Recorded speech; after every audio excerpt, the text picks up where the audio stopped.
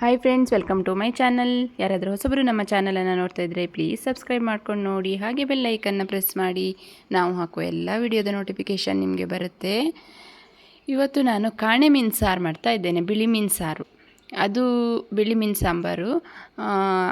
ಇದಕ್ಕೆ ಇದು silver fish ಅಂತ ಕೂಡ ಹೇಳ್ತಾರೆ, ಹಾಗೆ ತುಳುವಲ್ಲಿ ಏನೋ ಹೇಳ್ತಾರೆ, ಬೊಳೆಂಜರ್ ಏನೋ ಹೇಳ್ತಾರೆ, ನನಗೆ ಸರಿಯಾಗಿ ಗೊತ್ತಿಲ್ಲ. ಬೊಳೆಂಜರ್ ಮೀನು ಅಂತ ಹೇಳ್ತಾರೆ. ಹಾಗೆ ಇದು ಕಾಣೆ ಮೀನು ಅಂತ, ನಮ್ಮ ಕಡೆ ಎಲ್ಲ ಬಿಳಿ ಮೀನು ಅಂತ ಹೇಳ್ತೇವೆ ಇದಕ್ಕೆ.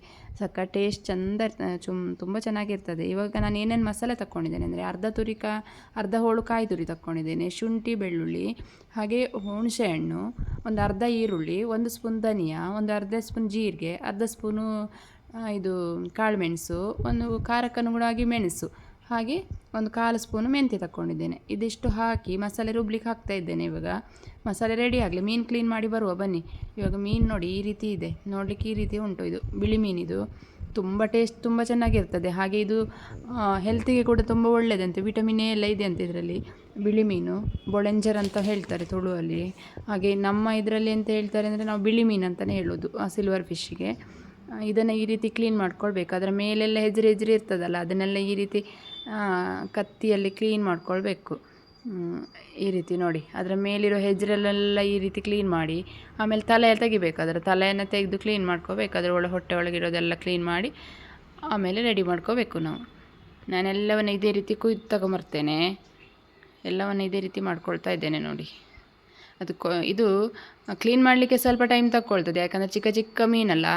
ದೊಡ್ಡ ಮೀನಾದರೆ ಬೇಗ ಆಗ್ತದೆ, ಚಿಕ್ಕ ಮೀನಲ್ಲ. ಹಾಗಾಗಿ ಕ್ಲೀನ್ ಮಾಡಲಿಕ್ಕೆ ಸ್ವಲ್ಪ ಟೈಮ್ ತಗೊಳ್ತದೆ. ಸಾರು ತಿನ್ನಲಿಕ್ಕೆ ಮಾತ್ರ ತುಂಬ ಟೇಸ್ಟಿ ಚೆನ್ನಾಗಿರ್ತದೆ.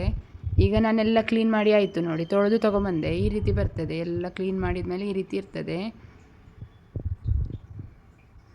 ನೀಟಾಗಿ ಕ್ಲೀನ್ ಮಾಡ್ಕೊಂಡು ಬಂದೆ. ಈಗ ನಾನು ಮಸಾಲೆ ರುಬ್ಲಿಕ್ಕೆ ಹಾಕಿದ್ದೇನಲ್ಲ, ಏನಾಯಿತು ನೋಡ್ಕೊಂಡು ಬರೋಣ ಬನ್ನಿ. ಇವಾಗ ಮೀನೊಂದು ಕಡೆ ಇಟ್ಕೊಳ್ಳೋಣ. ನೋಡಿ, ನಂದು ಮಸಾಲೆ ರೆಡಿ ಆಯಿತು ನೋಡಿ. ನಾನು ತಗೊಂಡಿದ್ದು ಮೆಣಸಿಗೆ ಖಾರ ಹೇಗೆ ಆಗಿದೆ ನೋಡಿ, ಅದು ತುಂಬ ಖಾರ ಉಂಟು ನೋಡಿ. ಈ ರೀತಿ ಬಂತು. ಈಗ 1 ಟೊಮೆಟೊವನ್ನು ಹಾಕ್ಕೊಳ್ತಾ ಇದ್ದೇನೆ. ಹಾಗೆ ಅರ್ಧ ಈರುಳ್ಳಿ ನಾನು ರುಬ್ಲಿಕ್ಕೆ ಹಾಕಿದ್ದೇನಲ್ಲ, ಅರ್ಧ ಈರುಳ್ಳಿ ಮಿಕ್ಕಿತ್ತಲ್ಲ, ಅದನ್ನ ಇದಕ್ಕೆ ಹಾಕ್ಕೊಳ್ತಾ ಇದ್ದೇನೆ. ಹಾಗೆ ಅರ್ಧ ಸ್ಪೂನ್ ಟರ್ಮರಿಕ್ ಹಾಕ್ಕೊಳ್ತಾ ಇದ್ದೇನೆ.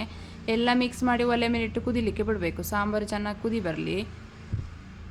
ಇವಾಗ ನಾನು ಇದಕ್ಕೆ ಸಾಲ್ಟ್ ಸೇರಿಸ್ತೇನೆ ನೋಡಿ. ನಾನು ಬ್ರೌನ್ ಸಾಲ್ಟ್ ತಗೊಂಡಿದ್ದೇನೆ, ಇಲ್ಲಿ ಸಾಲ್ಟನ್ನು ಸೇರಿಸ್ಕೊಳ್ತೇನೆ. ಆಮೇಲೆ ಮತ್ತೆ ಸಾಲ್ಟ್ ಹಾಕ್ಕೊಳ್ಬೋದು, ನಿಮ್ಗೆ ಎಷ್ಟು ಬೇಕೋ ಅಷ್ಟು ಇವಾಗ ಹಾಕ್ಕೊಳ್ಳಿ. ಇದು ಸಾಂಬಾರು ಕುದೀತಾ ಬಂತು ನೋಡಿ. ನಾನು ಮೀನನ್ನು ಇದಕ್ಕೆ ಸೇರಿಸಿದ್ದೆ, ಮೀನು ಸೇರಿಸಿದ್ದು ವಿಡಿಯೋ ಸ್ಕಿಪ್ ಆಯ್ತಾಯ್ತಾ, ಇದಕ್ಕೆ ಸೇರಿಸಿದ್ದೆ.